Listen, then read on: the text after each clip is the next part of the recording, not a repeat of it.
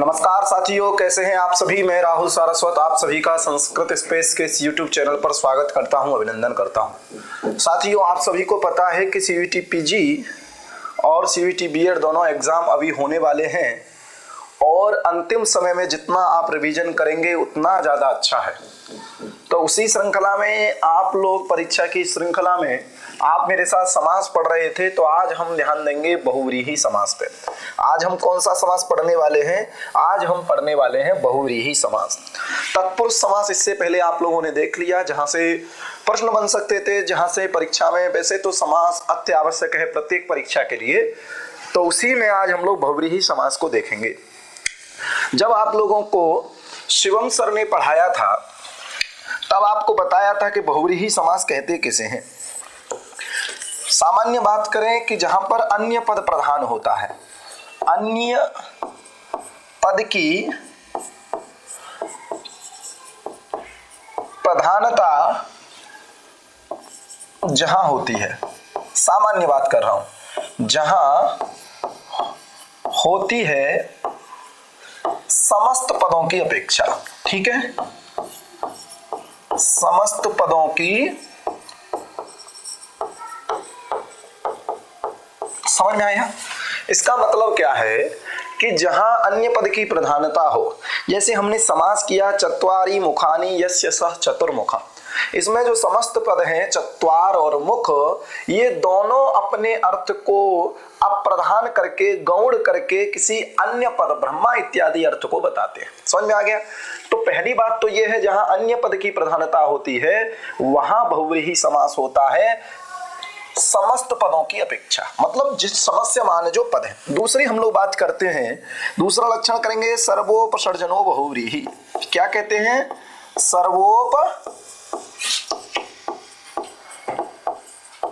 एक ये बात करते हैं। इसका मतलब क्या होता है कि जहां पर सभी पदों का उपसर्जन हो जाए, सभी पदों का मतलब समस्त पदों का।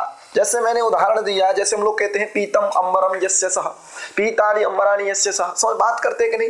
तो कहने का मतलब है पीले कपड़े हैं जिसके, तो पीत और अंबर दोनों अपने अर्थ को उपसर्जन कर देते हैं। उपसर्जन का तात्पर्य ध्यान रखना मित्रों, उपसर्जन का मतलब होता है, उपसर्जन का मतलब होता है गौण, उपसर्जन का मतलब होता है अप्रधान। तो जहां ये समस्त जो समास होता है उसमें जो समस्यमान पद होते हैं वह पद अपने अर्थ को गौण कर देते हैं, किसी अन्य पद की प्रधानता बताते हैं, उसको बहुव्रीहि समास कहते हैं। तीसरा कहते हैं अन्यत पदम प्रधानम यस्य, अन्यत पदम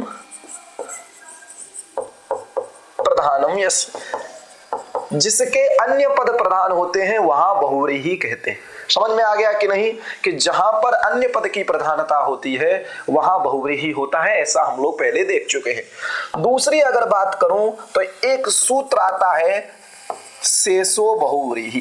कौन सूत्र है पंडित जी? शेषो बहुव्रीहि। शेषो बहुव्रीहि। शेषो बहुव्रीहि क्या कहता है? अधिकारो यम प्राग द्वंद्वात्। एक सूत्र आप आगे पढ़ोगे, चार थे द्वंद्वः। क्या सूत्र पढ़ोगे आगे? चार थे द्वंद्वः। ये कह रहा है प्राग द्वंद्वात्। प्राग द्वंद्वात् का तात्पर्य है चार थे द्वंद्वः। इस सूत्र से प्राक मतलब पहले, अयम अधिकारः अर्थात बहुव्रीहि का अधिकार चलेगा। लेकिन एक शब्द यहां पढ़ा शेषः। शेष पढ़ने का तात्पर्य मैं आपको संक्षेप में बता दे रहा हूं कि तत्पुरुष समास के बाद जब बहुव्रीहि में प्रवेश किए तो तत्पुरुष समास में आप लोगों ने देखा, जैसे द्वितीया श्रितातीत पतित गतात्यस्त प्राप्तापन्नहि, तृतीया तत्कृतार्थे रंगुल वचनेन, चतुर्थी तदर्थार्थ बल हित सुख रचितहि, पंचमी भयेन, षष्ठी सप्तमी सौंडई। इन सूत्रों में आप लोगों ने विभक्ति वाले पद देखे, जैसे द्वितीया, तृतीया, चतुर्थी, पंचमी, षष्ठी, सप्तमी। कौन सा पद बचा? प्रथमा। तो वही कह रहा है कि प्रथमा में बहुव्रीहि समास होता है। प्रथमा क्या है? विभक्ति होती है, सुप में विशेषण होती है, इसलिए अर्थ हो जाता है दीक्षित जी प्रथमांत सुबंत का बहुव्रीहि समास होता है। तब आप कहोगे कि सर आप ऐसे कैसे कह रहे हैं, हमने तो प्रथमा में कर्मधारय समास देखा था, तब हम कहेंगे कि बहुत अच्छी बात है आप लोगों ने देखा था, लेकिन पाणिनि अष्टाध्यायी में कहीं पर प्रथमा विभक्ति से कर्मधारय समास को नहीं कहा गया। वहां पर विशेषणम विशेषण बहुलम इत्यादि सूत्र से कहा गया। जिस प्रकार से स्पष्ट रूप से सूत्रों में विभक्ति का अनुकरण हुआ, प्रथमा, द्वितीया, तृतीया, चतुर्थी, पंचमी, षष्ठी, सप्तमी, इस प्रकार से कहीं प्रथमा का अनुकरण पाणिनि जी के सूत्र में नहीं हुआ। दूसरी बात आप कहोगे फिर आप गलत बोल रहे हैं, क्या गलत बोल रहे हैं? तब कहोगे प्रादयः गत्याद्यर्थे प्रथमा, ये भी तो हमने पढ़ा है। तो कहेंगे कि ये पाणिनि जी का नहीं है भैया, कात्यायन की वार्तिक है। समझ में आ गया? इसलिए पाणिनि जी सूत्र कह रहे हैं कि शेषो बहुव्रीहि, अर्थात शेष बचा प्रथमा, प्रथमा विशेषण है सुबंत में, तो प्रथमांत सुबंत का बहुव्रीहि होता है और उसका अधिकार चार थे द्वंद्व इस सूत्र से पहले तक चलता है। समझ में आ गया? चलिए, अब जो बहुव्रीहि समास करने वाला सूत्र है भाई साहब, वो है अनेक मन्य पदार्थे। एक ही सूत्र को आपको लघु सिद्धांत कौमुदी में पढ़ना है, बाकी 2-3 वार्तिक आएंगी, उससे मस्त सूत्र है आपका अनेक मन्य पदार्थे। सूत्र में समझने का प्रयास करेंगे, 2 चीज आपको दिख रही होंगी, अनेकम और अन्य पदार्थे। अनेकम प्रथमांतम, अनेकम प्रथमांतम सुबंतेन सह समस्यते, प्रथमांत सुबंतेन सह समस्यते, अन्य पदार्थे गम्यमाने सति। अर्थात जब अन्य पदार्थ गम्यमान हो तो अनेक सुबंत का समास होता है। वही कह रहे हैं अनेकम प्रथमांतम अन्यस्य पदस्य अर्थे वर्तमानम। वर्तमान का अर्थ यहां पर ले लेना उपस्थित। जब अनेक प्रथमांत किसी अन्य पद के अर्थ को बताने के लिए उपस्थित हो, तब वहां पर विकल्प से क्या होता है भाई साहब? बहुव्रीहि समास होता है। समझ में आ गया? अर्थात अन्यस्य पदस्यार्थे वर्तमानम यत् अनेकम प्रथमांतम सह अनेकम प्रथमांतम वा समस्यते, उनका विकल्प से समास होता है, परस्पर समास होता है। समझ में आ गया कि नहीं? तो सूत्र समास करने वाला कौन है बहुव्रीहि में? अनेक मन्य पदार्थे। कौन सूत्र है? अनेक मन्य पदार्थे, अनेक मन्य पदार्थे, अनेकम अन्य पदार्थे यत् सुबंतम वा समस्यते स बहुव्रीहि। ये बात आप लोग ध्यान रखिएगा। तो इस सूत्र के माध्यम से बहुव्रीहि समास होता है, इस सूत्र से बहुव्रीहि समास होता है, इस सूत्र से बहुव्रीहि समास होता है। ध्यान कर लीजिएगा, इस सूत्र से क्या होता है? बहुव्रीहि समास होता है। समझ में आ गया? बहुत अच्छी बात है। चले आगे चलते हैं, समझने का प्रयास करते चलेंगे। देखिए, सप्तमी विशेषणे बहुव्रीहौ, ये भी बहुत इंपॉर्टेंट आवश्यक सूत्र है। आपने 2 चीज पढ़ा इसमें, सप्तमी विशेषणे बहुव्रीहौ। बहुव्रीहौ का मतलब क्या है? बहुव्रीह समास में। बहुव्रीहौ का मतलब क्या है? बहुव्रीहौ का मतलब क्या हो जाता है? बहुव्रीहि समास में। ध्यान रखना, बहुव्रीहि समास में काम करता हूं, बहुव्रीहि समास में काम करता हूं, ये बात इसने बोला। कहां कर रहा है? बहुव्रीहि समास में। सप्तमी विशेषणे का मतलब क्या है? कि अगर कोई पद सप्तम्यंत हो, क्योंकि सप्तमी किस में विशेषण होगी? विभक्ति सुप में विशेषण होगी, तो सप्तम्यंत और कह रहा है विशेषण, 2 चीज कहता है, सप्तम्यंत और विशेषण। सप्तम्यंत और विशेषण का बहुव्रीहि समास में क्या होता है? पूर्व प्रयोग होता है। क्या होता है दीक्षित जी? पूर्व प्रयोग होता है। समझ में आ गया? चलिए आगे, समझ में आ गया कि नहीं? बस इतना सिंपल अर्थ है। सप्तम्यंतम विशेषणम च बहुव्रीहौ पूर्वम स्यात्। जो बहुव्रीहि समास में जिस पद में सप्तमी विभक्ति होगी उसका पहले प्रयोग होगा, बहुव्रीहि समास में जो विशेषण पद होगा उसका पहले प्रयोग होगा। कहानी खत्म। अब आप कहेंगे कि सर आपने तो कहा था प्रथमांत पदों में बहुव्रीहि होता है, ये तो सप्तम्यंत पद जब बहुव्रीहि समास में प्रथमांत ही होता है तो सप्तम्यंत तो होगा ही नहीं, और जब होगा ही नहीं तो ये सूत्र तो बकवास कर रहा है। तो यही बकवास करना इसका सिद्ध हो जाता है। तब ये बोलता है कि भैया मैं ये भी बताना चाहता हूं कि कहीं कहीं व्यधिकरण में भी बहुव्रीहि होता है, इसलिए नीचे लिख दिया अतएव ज्ञापकात्, इसलिए अस्माद कारणादेव, अर्थात शेष में ही बहुव्रीहि होता है। सप्तमी, द्वितीया, तृतीया, चतुर्थी इत्यादि बहुव्रीहि नहीं होता है, लेकिन सप्तम्यंत बहुव्रीहि में पूर्व प्रयोग दर्शाया है। अस्माद कारणादेव ज्ञापकात् व्यधिकरण पदो बहुव्रीहि, व्यधिकरण भी क्या होता है? बहुव्रीहि होता है। समझ में आ गया कि नहीं? अब देखिए समानाधिकरण बहुव्रीहि कैसा होता है। समानाधिकरण, समानाधिकरण से आप ये समझ लीजिए समान विभक्ति जहां होंगी, क्या होंगी? समान विभक्ति का मतलब है एक जैसी विभक्ति। एक होता है व्यधिकरण बहुव्रीहि, व्यधिकरण बहुव्रीहि, ये कैसा होगा? असमान विभक्ति। कैसा विभक्ति होंगी? असमान विभक्ति। समझ में आ गया? जैसे हम उदाहरण की दृष्टि से एक बार समझ लेंगे। क्लियर हो गया कि नहीं? अब देखिए एक और सूत्र आया, हलदंतात सप्तम्याः संज्ञायाम। संज्ञायाम का तात्पर्य क्या बताना चाह रहा है? संज्ञा में। कहां बात करूंगा भैया? संज्ञा में बात करूंगा। क्या करूंगा? हलंतात मतलब हलंत से, अदंतात मतलब अदंत से, सप्तम्याः मतलब सप्तमी का, सप्तम्याः मतलब सप्तमी का। क्या करता हूं? अलुक करता हूं, अलुक होता है। कितना बढ़िया अर्थ है, देखिए बिल्कुल सूत्र से निकल जाएगा। क्या कह रहा है? हलंतात अदंताच्च सप्तम्याः अलुक। जब हलंत और अदंत शब्द से जो बहुव्रीहि समास में सप्तमी आएगी उसका मैं क्या करूंगा? अलुक करूंगा। तो इसको दो प्रकार से बोल सकते हैं, व्यधिकरण बहुव्रीहि बोल सकते हैं और सप्तमी में अलुक बहुव्रीहि भी बोल सकते हैं। समझ में आ गए दोनों सूत्र आपको? अब चलते हैं डायरेक्ट हम लोग किस पे? उदाहरण पे। किस पे चलते हैं? उदाहरण पे। तो पंडित जी आपके पास है व्यधिकरण बहुव्रीहि का उदाहरण कंठे कालः। अच्छा देखिए व्यधिकरण बहुव्रीहि का उदाहरण आप लोग क्या देख रहे हो? कंठे कालः। क्या देख रहे हो? कंठे कालः। कंठे कालः मतलब अर्थ जान लीजिए, कंठ में काल है जिसके। किसके कंठ में काल है? तो काल का मतलब दो ले लीजिए, एक तो विष ले लीजिए, तो कंठ में विष रहता है, और एक नीलवर्ण ले लीजिए। ठीक है ना? काल का एक अर्थ नील भी होता है, इसलिए हम इसका पक्षी का भी एक अर्थ ले लेते हैं नीलकंठ। समझ में आ गया कि नहीं? अब जब हम इसका विग्रह करते हैं तो यहां करेंगे कंठ प्लस गी सप्तमी का एक वचन और काल सु। मैंने आपको कहा था कि जब अनेक मन्य पदार्थे से अनेकम प्रथमांतम अन्यस्य अन्य मतलब अन्यस्मिन् सप्तमी अर्थे वर्तमानम यत् सुबंतम समस्यते, जब ऐसी बात मैं करता हूं तो प्रथमांत पदों का ही होगा, लेकिन सप्तमी विशेषणे बहुव्रीहि हुई सूत्र में सप्तमी पढ़ देने के कारण पता चलता है कि सप्तम्यंत व्यधिकरण समास भी होता है बहुव्रीहि। तो ये देखिए व्यधिकरण है, क्योंकि यहां सप्तमी विभक्ति है और यहां प्रथमा विभक्ति है।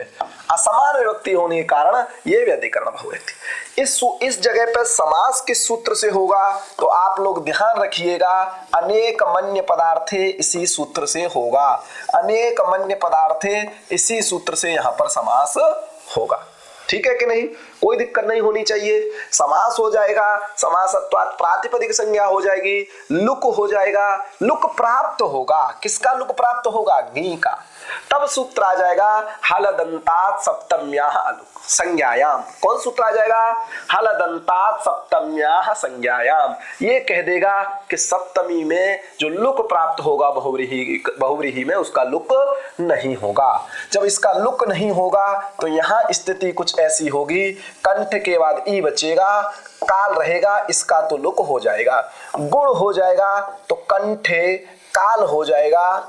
सुबंत कार्य करके आप विसर्ग कर लीजिएगा तो कंठे कालः हो जाएगा। समझ में आ गया? कंठे कालः मतलब शिवः रुद्रः। समझ में आ गया? चलिए अच्छी बात है। उसके बाद देखो आप आगे देख रहे होगे द्वितीयांत अन्य पद तृतीयांत अन्य पद। तो ये द्वितीय तृतीय चतुर्थी यथा सप्तमी में समास है उस प्रकार से नहीं है। ये कह रहा है अन्य पद। अन्य पद से आपको क्या समझना है कि अन्य पद को समास क्या है? विवक्षा के अधीन है। जिस प्रकार की कर्ता की विवक्षा होती है उस अर्थ को देख करके हम लोग समास करते हैं, और उस विवक्षा को बताने के लिए हमने किसका प्रयोग किया है? सर्वनाम का। क्योंकि किसी अन्य शब्द को संज्ञा को बताने के लिए सर्वनाम का प्रयोग होता है, नाउन को बताने के लिए प्रोनाउन का प्रयोग होता है। इसलिए ये सब क्या है? विवक्षा को बताने के लिए है, अर्थ की विवक्षा को बताने के लिए। ठीक है। इसी प्रकार से जब हम प्राप्तोदकः बनाएंगे, ऊढ़रथः बनाएंगे, उपहृत पशुः बनाएंगे, उद्धृत उदना बनाएंगे, पीताम्बरः बनाएंगे, वीर पुरुषकः जब बनाने लगेंगे तब क्या होने लगेगा? शेषाद् विभाषा से यहाँ पर क प्रत्यय कर लेना। तो वीर पुरुषः वीर पुरुषकः जब बनाएंगे तब क्या होगा? पता चलेगा क्या पता चलेगा भैया कि यहाँ इस सब में अन्य पद प्रधान है। क्यों अन्य पद प्रधान है? जैसे प्राप्तोदकः कः ग्रामः, ग्राम इस विशेष पद में प्राप्तोदकः विशेषण है, अर्थात ऐसा कोई ग्राम जिसने उदकम प्राप्तम, अर्थात जिसने क्या कर लिया है, जल को प्राप्त कर लिया है, ऐसा कोई ग्राम है।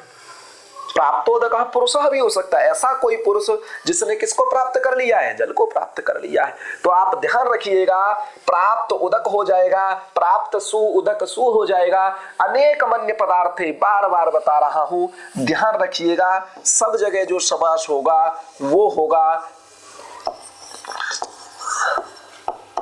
अनेक अन्य पदार्थ है। इसी सूत्र से बहुव्रीहि समास होगा, ये बात तय कर लीजिएगा। क्लियर हो गया? इसी सूत्र से समास होगा।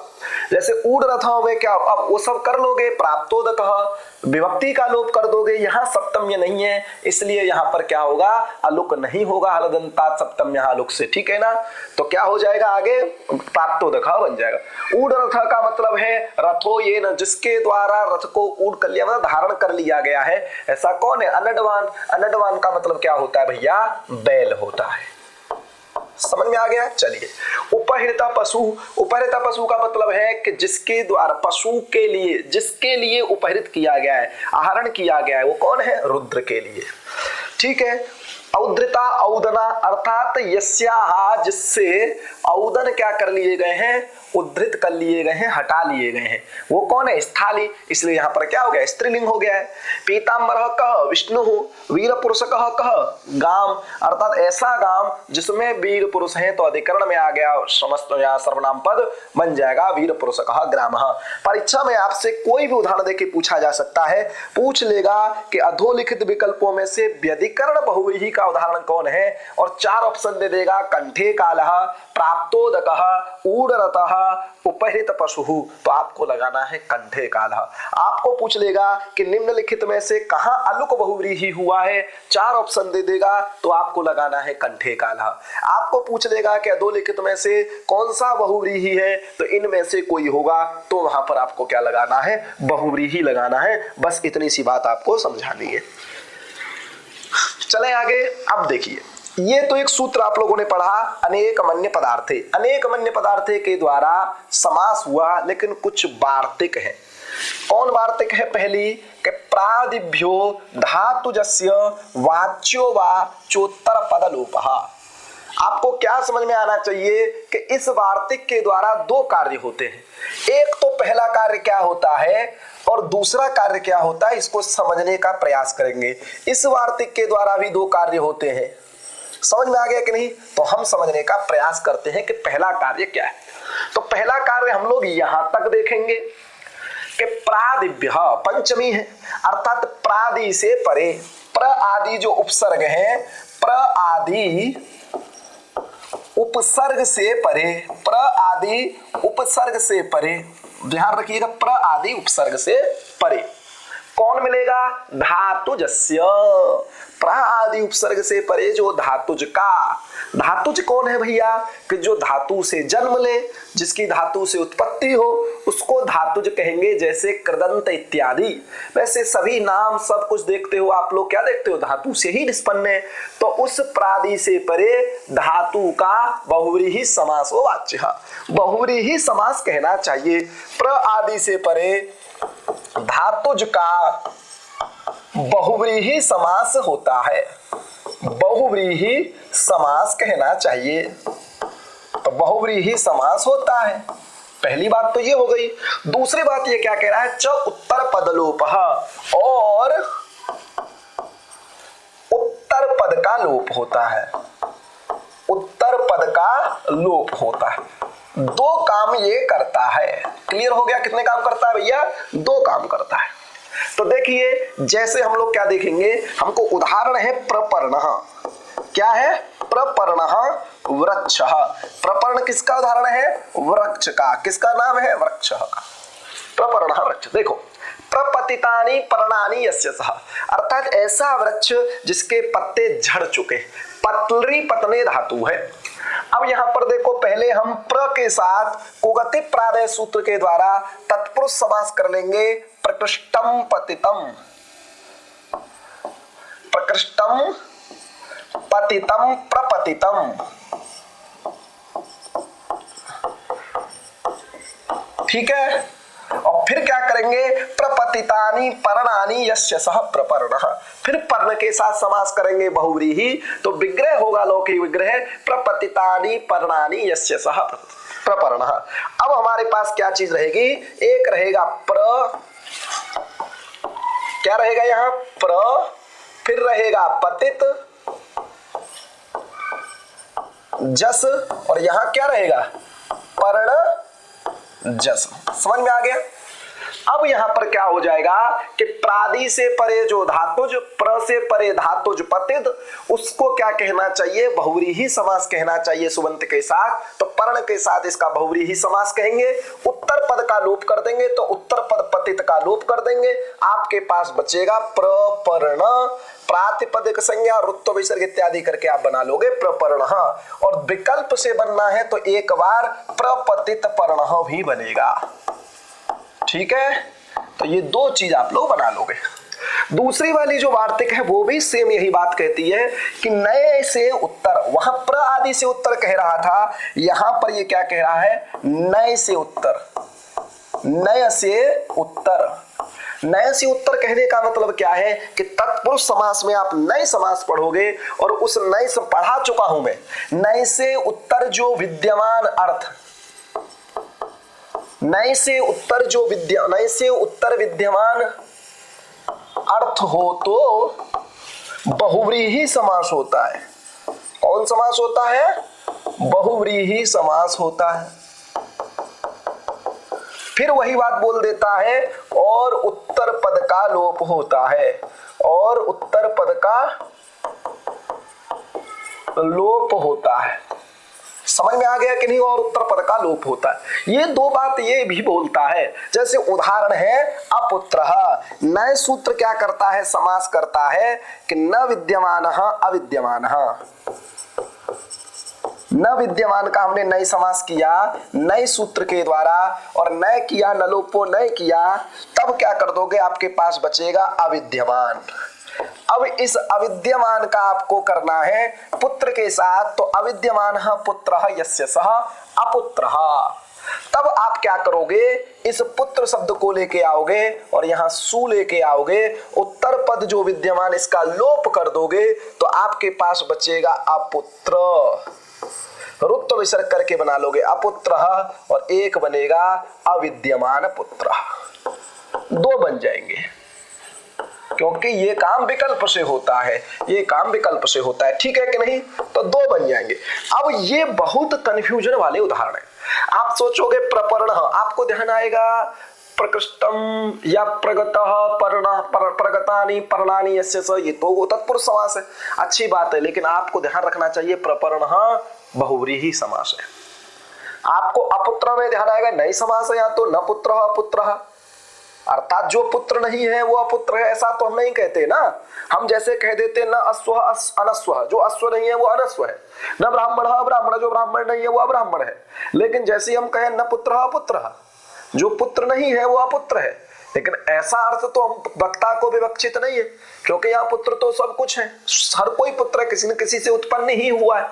लेकिन हमको अपुत्र किसको कहना है, अविद्यमानः पुत्रः यस्य सः पुत्रः, जिसके पुत्र विद्यमान नहीं है वो अपुत्र है। हम कहेंगे इनके पुत्र विद्यमान नहीं है, इनकी तिलांजलि आप ही कर दीजिए, ये अपुत्र है। अपुत्र का कहने का मतलब ये नहीं है कि न पुत्र, ये पुत्र नहीं है, पुत्री तो है नहीं है। अपुत्र कहने का तात्पर्य यहाँ है कि इनके पुत्र विद्यमान नहीं है, इसलिए आप इनकी पुत्रत्वेन तिलांजलि कर दीजिए। समझ में आ गया कि नहीं। तो यहाँ अपुत्रः का मतलब क्या होता है, अपुत्रः का मतलब क्या होता है, न विद्यमान मतलब अविद्यमान पुत्र यस्य स। समझ में आ गया। तो अपुत्र से आप लोग नए समास मत समझ लेना। अपुत्र से आपको क्या समझना है, बहुव्रीहि समास। प्रपर्ण से आपको क्या समझना है, बहुव्रीहि समास। बस इतना बताना चाहता हूं। चलिए आगे। अब देखिए, अब सूत्र आ रहा है स्त्रियाम पुंबद भासित पुंसका दनु सामानाधिकरणे स्त्रियाम अपूर्णी प्रियादिषु। इतना लंबा सूत्र है, दोबारा सुन लीजिए। स्त्रियाम पुंबद भासित पुंसका दनु सामानाधिकरणे स्त्रियाम अपूर्णी प्रियादिषु। इतने लंबे सूत्र को देख के बिल्कुल घबराना नहीं है। जब हमने अव्यम विभक्ति समीप समृद्धि इत्यादि लंबे सूत्र को देख लिया था, तो इसको भी देख लेंगे। तो पहला भाग है इसका स्त्रियाम पुंबद, अर्थात स्त्रीत्व को पुंबत होता है। बस कार्य इसका इतना ही है। स्त्रीत्व को मतलब स्त्रीत्ववाची जो शब्द होगा उसको पुंबत कर देगा। कहां कर देगा? स्त्रीलिंग में। ये भी देख जोड़ लीजिए, कहां कर देगा? स्त्रीलिंग में। समझ में आ गया? पहली बात तो ये है कि भैया क्या करते हो, तो इसने कहा स्त्रियाम पुंबद, स्त्रीत्ववाची जो शब्द रहेगा वहां मैं पुंबत करता हूं, पुल्लिंग करता हूं। अच्छा, तो कहां करोगे? स्त्रीलिंग में करूंगा। कहां नहीं करोगे? तो कह रहा है अपूर्णी। इस वाक्य में दो अंश है, एक विधेयांश है, एक निषेधांश है। निषेधांश क्या है? अपूर्णी। यहां पूर्णार्थक स्त्री प्रत्यय होगा, वहां नहीं करूंगा। तय होगा, वहां नहीं होगा, पहली बात।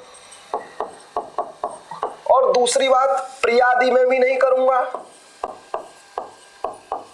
प्रियादि रहने पर भी नहीं करूंगा।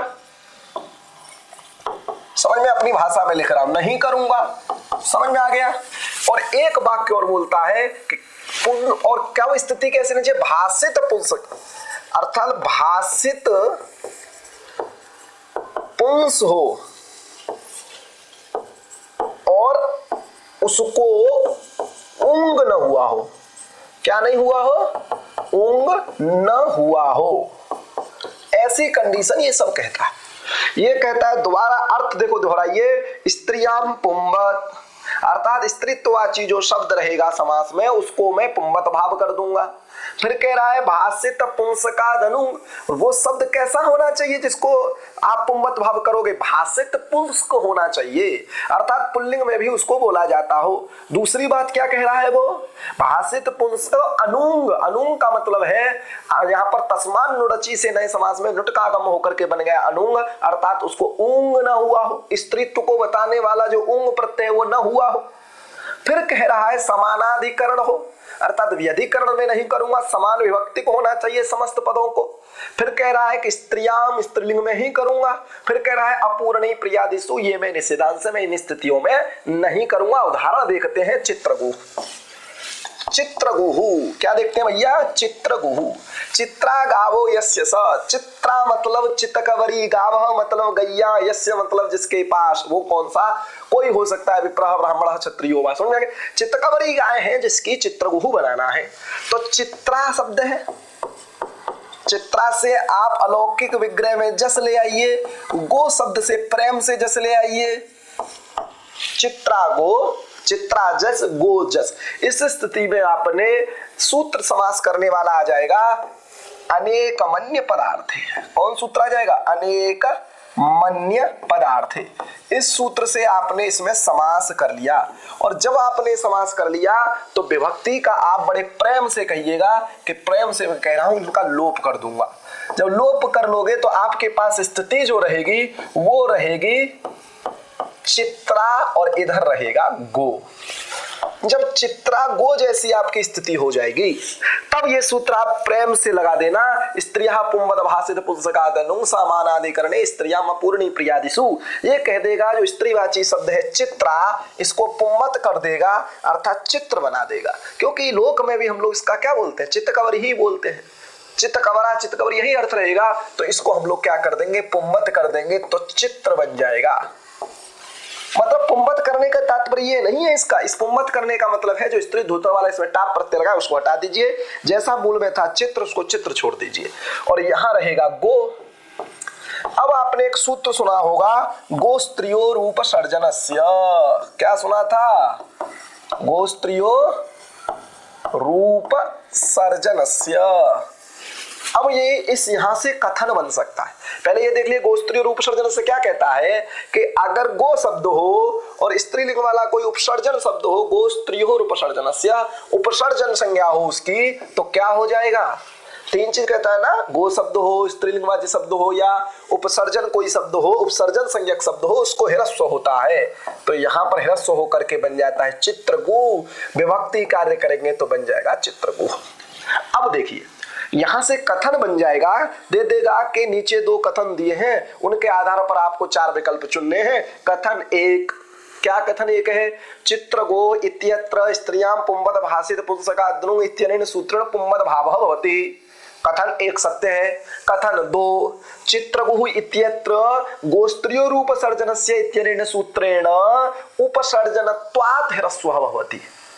तुरंत गड़बड़ा जाएंगे आप सोचेंगे कि सही बात है, क्योंकि आप एक एक इस क्लास में या कोई भी क्लास हो उसमें सुनने का संस्कार आपका परीक्षा को सही कराएगा, प्रश्न को सही कराएगा। क्योंकि आप इतना देख लिए सिर्फ कि चित्रगो है, गोस्त्रीय रूप सर्जन से लगा है, इससे यहाँ पर ह्रस्व हो जा रहा है। लेकिन कथन में क्या आ जाएगा? चित्रगो इत्यत्र गोस्त्रीय रूप सर्जनस्य इत्यनेन उपसर्जनत्वात् ह्रस्व भवति। तो उपसर्जन मान के ह्रस्व नहीं होता है भैया, सूत्र में स्वयं गो पढ़ा है, इस गो को मान के ह्रस्व होता है। तो कथन दो गलत हो जाएगा। आप चार विकल्प में से जो तीसरा वाला विकल्प होता है वो टिक कर देंगे, पहला विकल्प सही है, दूसरा विकल्प गलत है। समझ में आ गया?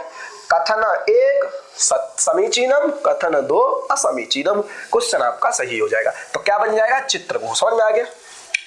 ऐसे ही आपको बनाना है रूपवद भार्य। रूपवद भार्य जब बनाओगे तो यहां रहेगा रूपवती और यहां रहेगा भार्या। समझ में आ गया? अनेक अन्य पदार्थ इस सूत्र के द्वारा ही यहाँ पर क्या कर लोगे? समास कर लोगे। रूपवती भार्या यस्य सह पुरुषः रूपवद भार्य पुरुषः। तो रूप वाली स्त्री है जिसके पास, उसको कहेंगे रूपवती भार्या। इस सूत्र से यहाँ पर पुंवद भाव हो जाएगा तो बन जाएगा रूपवत। समासत्वात् प्रातिपदिक संज्ञा करके लोक रूपवती भार्या, ह्रस्व हो जाएगा तो बन जाएगा रूपवत भार्य। और चर तो कर लीजिए तो बन जाएगा रूप, वो जस तो कर लीजिए जलाम जसवंते से, तो रूपवद भार्य। सुबंत कार्य करें, कुछ नहीं है, दोनों एक जैसे हैं। रूपवती भार्या यस्य स रूपवद भार्य और चित्रा गावो यस्य स चित्रगु, दोनों बन जाएंगे, कोई दिक्कत नहीं होगी। चले आगे भाई साहब। ठीक है, अब देखिए अब आता है, अब यहां से देखो कुछ चीजें। अब तक जो था वहां पर आपसे क्या पूछता है ये मैं बता चुका हूं, लेकिन इस स्लाइड से जो आगे मैं पढ़ाऊंगा वहां पर आपसे प्रश्न सीधे बनेगा कि इस उदाहरण में ये बताइए कौन सा समासांत प्रत्यय है, क्योंकि यहां से बहुव्रीहि में जो समासांत प्रत्यय होते हैं वही है। और उदाहरणों में अगर पूछ ले किस सूत्र से समास है तो अनेक अन्य पदार्थ से किस सूत्र, देखो समास में ये चीज तो देखनी ही होती है कि इस उदाहरण में कौन सा समास है और किस सूत्र से है। लेकिन आपको अभी एक विशेष चीज और ध्यान देनी है कि यहाँ कौन सा समासांत प्रत्यय है। कह रहा है अपूर्णी प्रमाण्य हो। हमने कहा था कि वहां पुंवद भाव नहीं होगा जहां पूर्णी और प्रियादिशु रहेंगे। अब यहाँ पर कह रहा है कि पूर्णार्थ प्रत्यांतम यत स्त्रीलिंगम, पूर्णार्थक प्रत्यय जिसके बाद में होंगे ऐसी जो स्त्रीलिंग, तदंतात मतलब उससे, और प्रमाणी अंतात, प्रमाणी जिसके अंत में होगा। क्या अंत में होगा? प्रमाणी यण हो गया है, प्रमाणी, प्रमाणी अंतात बहुव्रीहि अप स्यात्। कौन सा प्रत्यय करता है? अप प्रत्यय करता है जिसका सिर्फ अशेष रहता है। समझ में आ गया? पूर्णार्थ प्रत्यांतम यत स्त्रीलिंगम तदंतात प्रामाण्यान्तच्च प्रमाण्यान्तच्च बहुव्रीहि अप स्यात्। बहुव्रीहि समास में अप करता है। जैसे उदाहरण नंबर 1, कल्याणी पंचमी यासाम रात्रिणाम ताः कल्याणी पंचमा रात्रयः। समझ में आ गया? अर्थात रात्रियों में ऐसी रात्रि कौन सी, पांचवी जो रात्रि है वो बहुत कल्याणकारी है, ऐसा इसका अर्थ है। तो विग्रह जब आप करने चलोगे भैया तो यहां रहेगा कल्याणी, यहां रहेगा कल्याणी जस, यहां रहेगा पंचमी जस, कल्याणी जस पंचमी जस। अनेक अन्य पदार्थ इस सूत्र से समास हो जाएगा, समासत्वात् विभक्ति का लुक हो जाएगा। आपके पास बचेगा कल्याणी पंचमी, क्योंकि यहां पर ह्रस्व नहीं होगा कि सूत्र मतलब पुंबद भाव नहीं होगा। स्त्रियाम पुंबद भाषित पुंसकादनु सामानाधिकरणे स्त्रियाम अपूर्णी प्रयादिषु, इस सूत्र से यहां पर पुंबद भाव नहीं होगा। क्यों नहीं होगा? क्योंकि यहां पूर्णार्थक प्रत्यय स्त्री प्रत्यय परे है पंचमी वाला, इसलिए नहीं होगा। क्योंकि यहां पर पंचम में आप जानते ही हो पूर्ण अर्थ में प्रत्यय है और स्त्रीलिंग भी है, इसलिए नहीं होगा। ह्रस्व नहीं होगा तब सूत्र आएगा कौन सा वाला? अपूर्णी प्रामाण्य। यही सूत्र आप लोग लगा लोगे, अपूर्णी प्रामाण्यो। इससे आप क्या कर लोगे? अप्रत्यय। कौन सा प्रत्यय कर लोगे भैया? अप्रत्यय। तो स्थिति कुछ ऐसे रहेगी, कल्याणी पंचमी, आपका बचेगा अ, यस्येति च लगा करके लोप करके मिला करके कल्याण पंचम, कल्याण पंचम जैसे ही बनेगा तो विशेषण का है रात्रयः, बहुवचन में है तो यहां बहुवचन बन जाएगा कल्याण, कल्याणी रहेगा ना, कल्याणी पंचमाः, ऐसा रूप यहां पर आपका बन जाएगा। तो यहां से प्रश्न क्या बनेगा? कैसे भी पूछ सकता है कि नीचे दिए गए दो विकल्पों में से किन में अप्रत्यय है, दोनों दे देगा। स्त्री प्रमाण कल्याणी पंचमा, ठीक है। यहां देखोगे तो स्त्री प्रमाणी यस्य स, स्त्री को ही प्रमाण मानता है, ऐसा स्त्री ही प्रमाण है जिसके लिए, अर्थात स्त्री को प्रमाण मानने वाला पुरुष होता है स्त्री प्रमाण पुरुष। तो स्त्री प्रमाणी था, स्त्री सु प्रमाणी सु, अनेक मन्य पदार्थ से समास होकर के स्त्री प्रमाणी बनेगा। इस सूत्र से अप्रत्यय होगा, प्रमाणी उत्तर पद में है, प्रमाणी अंत में है बहुव्रीहि समास के। यस्येति च से इकार का लोप हो जाएगा, अब मिल जाएगा, स्त्री प्रमाण बन जाएगा, पुरुष में विशेषण है विसर्ग हो जाएगा, स्त्री प्रमाण सिद्ध हो जाएगा। कोई दिक्कत आपको नहीं आएगी। आपसे परीक्षा में प्रश्न पूछ ले कि स्त्री प्रमाण में क्या है, कल्याणी पंचमा में क्या है, तो आप बता देना अप्रत्यय है, अप्रत्यय है, अप्रत्यय। ठीक है, चले आगे। तो ये बात दोनों उदाहरण में सिद्ध हो गई। अब आगे जब चलते हैं तब आता है बहुव्रीहि, मतलब बहुव्रीहि में शक्ति और अक्षर शब्द स्वांगात को क्या होता है? सच प्रत्यय होता है। कौन सा प्रत्यय करता है? सच प्रत्यय करता है। सच प्रत्यय का भी अ बसता है, लेकिन ये प्रत्यय सित प्रत्यय है। समझ में आ गया? स्वांगवाची सत्य स्वांगवाची सत्यक्षताद, अर्थात शक्ति और अक्षी स्वांगवाची शब्द से परे बहुव्रीहि में सच प्रत्यय होता है। जैसे हमको बनाना है दीर्घ सक्तः, तो हमने किया दीर्घे, दीर्घे मतलब दीर्घा प्लस औ, शक्ति मतलब जांग होती है, उरु होती है, तो दो होती हैं, सक्थिन प्लस औ। ठीक है। तब जब ऐसी स्थिति आप लेके आ जाओगे, अनेक अन्य पदार्थे से यहां पर भी समास होगा, अनेक अन्य पदार्थे, इसी सूत्र से समास हो करके तब जा करके यहां पर लोप हो जाएगा इनका, दीर्घ ह्रस्व कर लोगे यहां, तो दीर्घ शक्ति न, और इस सूत्र से क्या कर लोगे? सच प्रत्यय, सच प्रत्यय कर लोगे, अब बचेगा, इनका लोप हो जाएगा तो बन जाएगा दीर्घ सक्त, और किस में विशेषण है? पुरुष में, तो पुल्लिंग होकर के बन जाएगा दीर्घ सक्तः। समझ में आ गया? दूसरा उदाहरण देखेंगे, जलजे इव यक्षिणी, जलजे इव अक्षिणी यस्या सा स्त्री जलजाक्षी स्त्री। जलज किसको कहते हैं? जलज किसका पर्यायवाची है? जलज कहते हैं जल से जो जन्म ले, धातु से जन्म ले वो धातुज, जल से जो जन्म ले वो जलज। तो कौन हो गया? कमल, कमल एव अक्षिणी, कमल के समान आंख है जिसकी, वो कौन होगी? जलजाक्षी। तो जल शब्द रहेगा, अक्षी शब्द रहेगा, अनेक अन्य पदार्थ से समास करिए। जलजाक्षी में आकार सवर्ण दीर्घ से सवर्ण दीर्घ कर लीजिए, जलजाक्षिन बना लीजिए, और इसी सूत्र से सच प्रत्यय कर लीजिए, लोप कर लीजिए, जलजाक्ष बना दीजिए, और सिद्ध गौरा दिव्यश्च सूत्र ध्यान रखना, सिद्ध प्रत्यय है ना या सिच प्रत्यय है, तो सिद्ध गौरा दिव्यश्च, सिद्ध गौरा दिव्यश्च इस सूत्र से प्रत्यय करके स्त्री प्रत्यय करके बना लेना जलजाक्षी। समझ में आ गया? तो कैसे भी यहां से प्रश्न पूछ सकता है, जलजाक्ष में पूछ सकता है किस सूत्र से प्रत्यय हुआ स्त्री वाला, तो सिद्ध गौरादिभ्यश्च से। कौन सा समासांत प्रत्यय है, तो सच प्रत्यय है।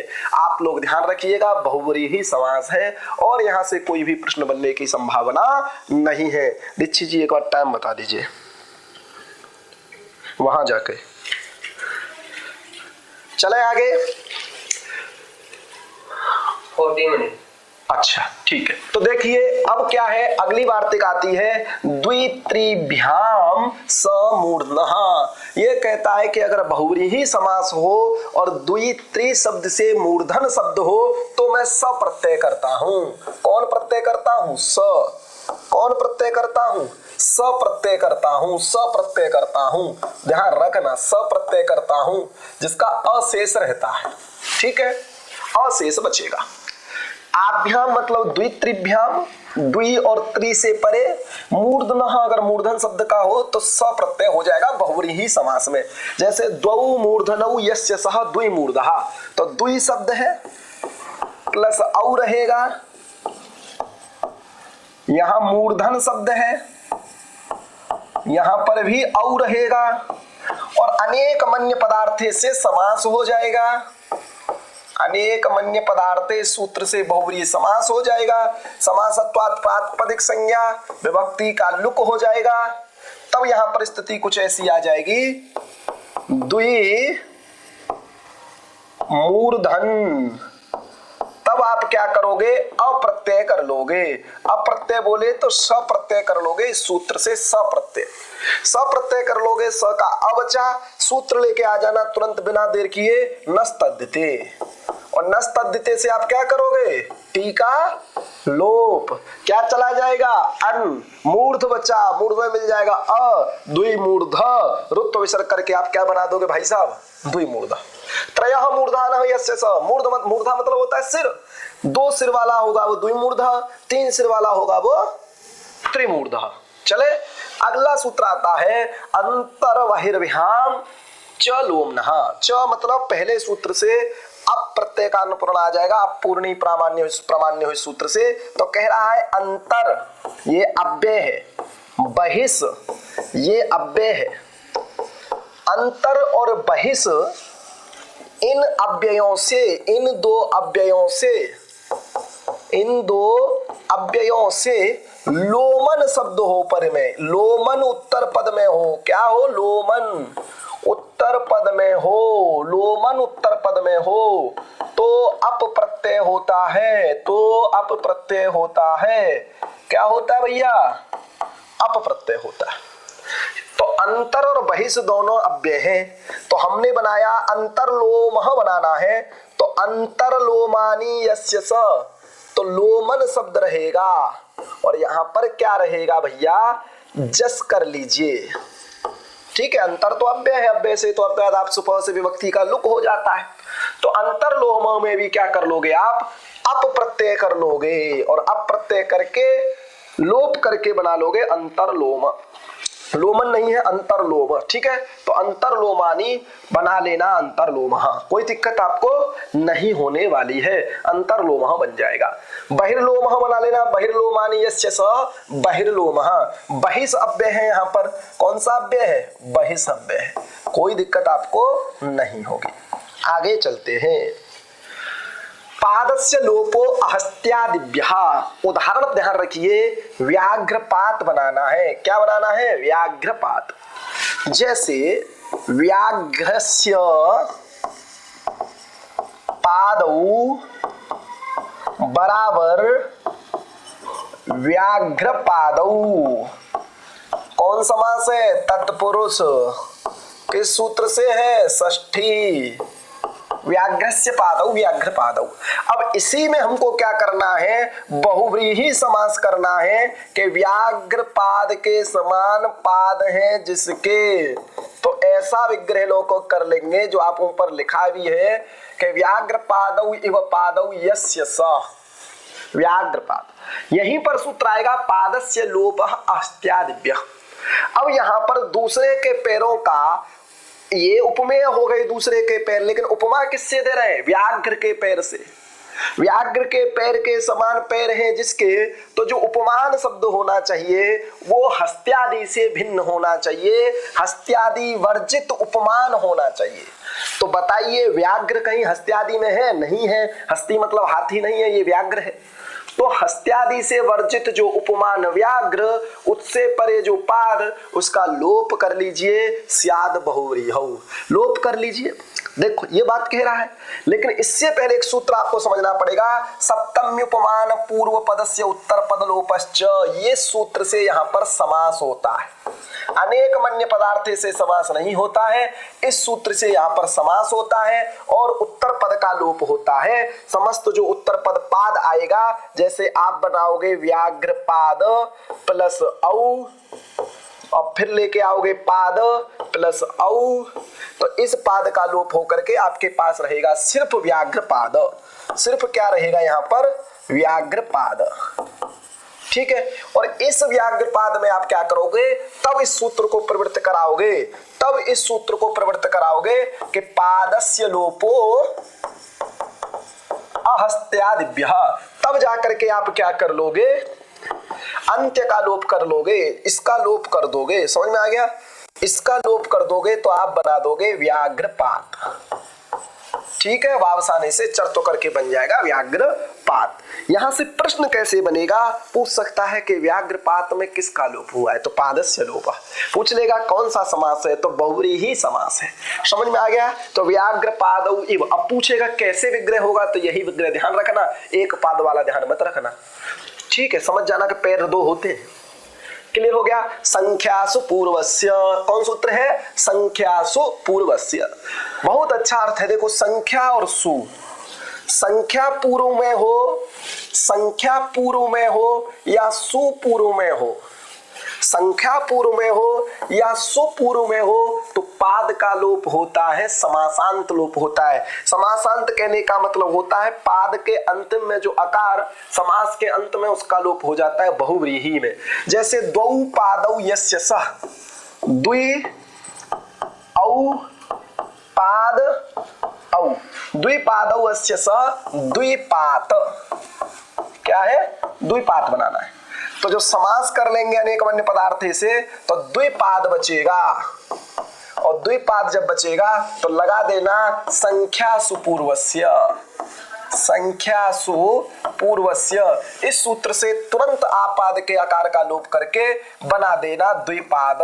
शोभनौ पादौ यस्य स सुपात, अच्छे पैर है जिसके वो है सुपात। तो सुपात, द्विपात, व्याघ्रपात, इन सब में कौन सा समास है? बहुव्रीहि समास है।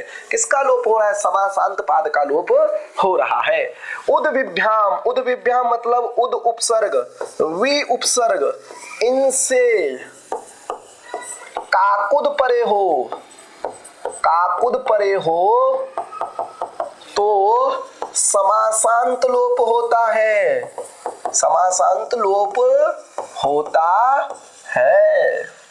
तो उद्गतम काकुदम यस्य स उत्काकुत, तो उत रहेगा, काकुत रहेगा, यहां पर लोप हो गया है द के अ का, तो उत्काकुत। विगतम काकुतम यस्य विकाकुत, सेम वही रहना है, काकुत में आकार का लोप हो करके वावसाने से चर्त होके उत्काकुत, उत्काकुत, विकाकुत, विकाकुत, ऐसे रूप यहाँ पर बन जाएंगे। परीक्षा में प्रश्न कैसे भी आ जाए कि सुपात में, द्विपात में, द्विमूर्धः में, त्रिमूर्धः में, विकाकुत में कौन समास है, तो आप खुशी खुशी हंस के बता दीजिएगा कि भैया बहुव्रीहि समास है। देखिए जी, एक बार पुनः देख लीजिए।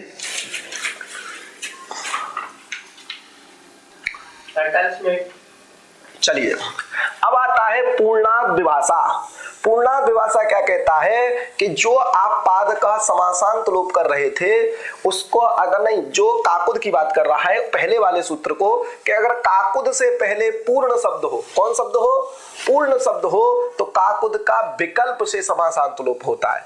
तो जब विकल्प से आप लोप करोगे काकुद का, तो एक बार यहाँ पर लोप हो करके और वावसाने से चर्त हो करके पूर्ण काकुत, पूर्ण काकुद, और जब लोप नहीं होगा तो सुबंत कार्य करके पूर्ण काकुद, ऐसा बन जाएगा। कोई दिक्कत नहीं है। पूर्णम काकुदम यस्य सः, क्या होगा? पूर्णम काकुदम यस्य स, ये लौकिक विग्रह हो जाएगा। पूर्णसु काकुदसु अलौकिक विग्रह हो जाएगा। अनेक वन्य पदार्थ से समास करिए, विभक्ति का लुक करिए और ये पूर्ण विभाषा लगा दीजिए। ठीक है, अब देखिए अगला सूत्र है सुहृद दुर्हृदौ मित्रामृतयो। दो शब्द दिया, एक दिया सुहृद और एक दिया दुर्हृद। दोनों का मतलब क्या है, एक का मित्र है एक का अमित्र है। वही कह रहा है कि सुहृद और दुहृद, मित्र और अमित्र का भाव हो तो इनको हृद को हृद हो जाता है। समझ आ गया, इनके हृद को जो अकारांत था उसको हलंत हो जाएगा, हृद भाव निपातित हो जाएगा। जैसे सुहृदयम यस्य तत् सुहृद, अच्छा हृदय है जिसका उसको सुहृद कहते हैं, मित्र कहते हैं। तो जो सु था और यहाँ हृद था उसमें अनेक वन्य पदार्थ से समास हो गया तो सुहृद बचा और यह सुहृद जो था अकारांत था, तब ये सूत्र लग जाएगा सुहृद दुर्हृदौ मित्रामित्रयो। इससे निपातित हलंत हो जाएगा तो सुहृद बन जाएगा। जब यहाँ पर हो जाएगा दुर उपसर्ग रहते तो दुह दुष्टम हृदयम यस्य स दुर्हृदय, दुष्ट हृदय जिसका ऐसा क्या हो जाएगा, दुर्हृद बन जाएगा। दुर्हृदः अमित्रः। समझ में आ गया। इस प्रकार से यहाँ पर सुहृद दुहृद दोनों बना लोगे। अगला चलते हैं, हमको बनाना है व्यूढ़म उरो यस्य स व्यूढ़ो रसस्कः, व्यूढ़ो रसकः।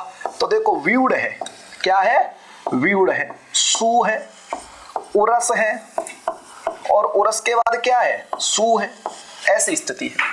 और जब ऐसी स्थिति पंडित जी है आपके पास तो इस सूत्र यहां पर क्या कर लोगे, अनेक मन्य पदार्थे से समास। अनेक मन्य पदार्थे सूत्र से यहां पर क्या कर लोगे, समास कर लोगे। समासत्वात् क्या कर लोगे, प्रातिपदिक संज्ञा विभक्ति का लुक कर लोगे। व्यूढ़ो उरस बचेगा, आद गुण से गुण कर लोगे तो व्यूढ़ो रस बचेगा। और व्यूढ़ो रस से आप क्या कर लोगे, ससजुसो से रू कर लोगे, ससजुसो रूह से रू कर लोगे तो व्यूढ़ो र बचेगा। और खरवसानयो विसर्जनीय, खरवसानयो विसर्जनीय से विसर्ग कर लोगे तो बनेगा व्यूढ़ो रसकः बनाना है। तो ये स्थिति को हम लोग यहां समझेंगे तो स्थिति आ जाएगी व्यूढ़ो रह। समझ में आ गया। ऐसी स्थिति जब आ जाएगी तब सूत्र आएगा उरह प्रवृत्तिभ्यः कप।